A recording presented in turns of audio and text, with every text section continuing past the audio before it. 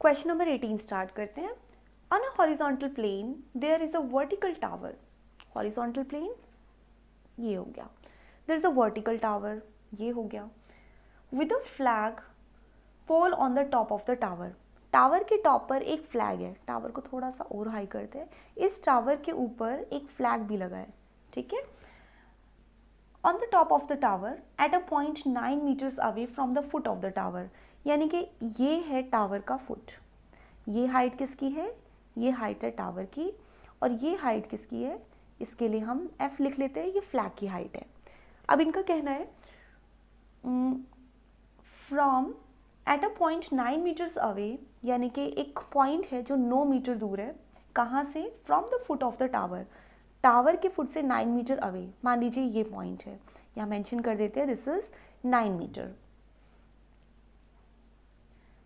9 meter away from the foot of the tower, the angle of elevation of the top and bottom of the flag pole। अब हम कहाँ पर देख रहे हैं? एंगल ऑफ एलिवेशन, मतलब हम ऊपर की तरफ देख रहे हैं और जो एंगल्स बन रहे हैं यहाँ से जब आप ऊपर देखेंगे, कहाँ पर, कहाँ किस पॉइंट पर हमें देखना है? Top and bottom of the flag. ये फ्लैग है, फ्लैग का टॉप हो गया ये वाला पॉइंट, ये हो गया इसका बॉटम।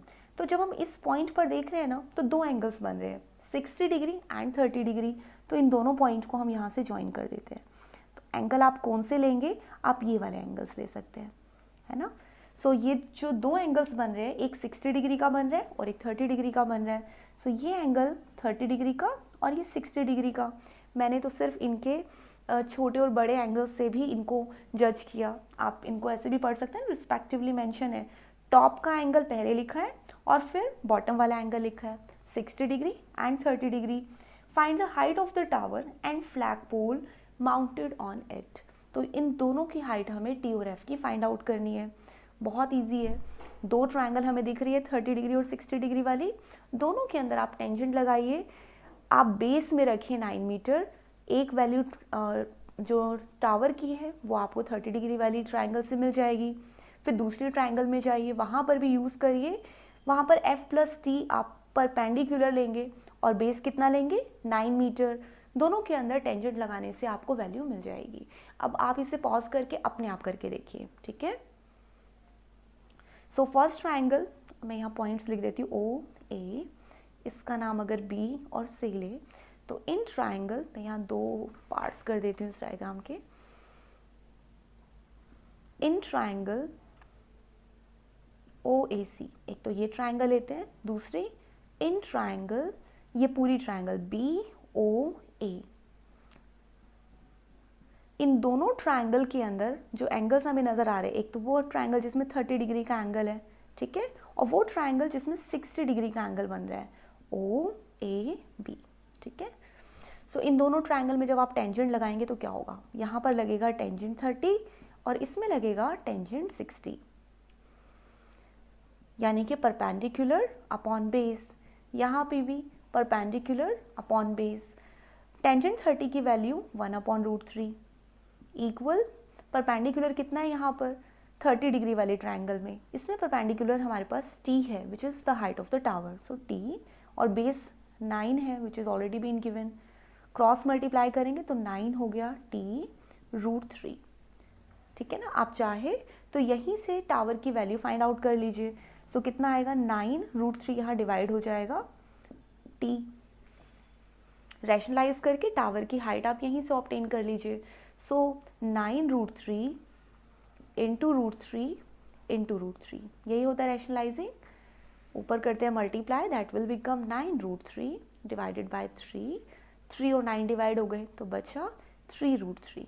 ये वैल्यू हमने टावर की हाइट की ऑब्टेन कर ली। सो टावर की हाइट कितनी आ गई है? 3√3।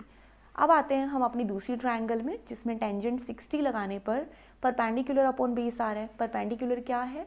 सो लेट्स सी, ओके, पूरी ट्रायंगल का जो परपेंडिकुलर है वो टी और एफ दोनों को जोड़ने पर मिलेगा, है ना। तो F plus T. So tangent 60 की वैल्यू तो होती है √3 इक्वल परपेंडिकुलर की वैल्यू आप भरेंगे F plus T divided by base which is 9। Cross multiply करते हैं, 9 यहाँ मल्टीप्लाई हुआ, 9√3 इक्वल्स एफ हमें नहीं पता, यानी फ्लैग की वैल्यू हमें नहीं पता, प्लस टी की वैल्यू आप निकाल चुके हैं, ये देखिए टी की वैल्यू जो 3√3 आई है वो हम यहाँ पर यूज़ कर लेते हैं, तो हमने इसे लिख दिया 3√3। सो फ्लैग की वैल्यू निकालने के लिए क्या 9√3 में से 3√3 यहाँ भेजकर सब्ट्रैक्ट करें? So let's do it.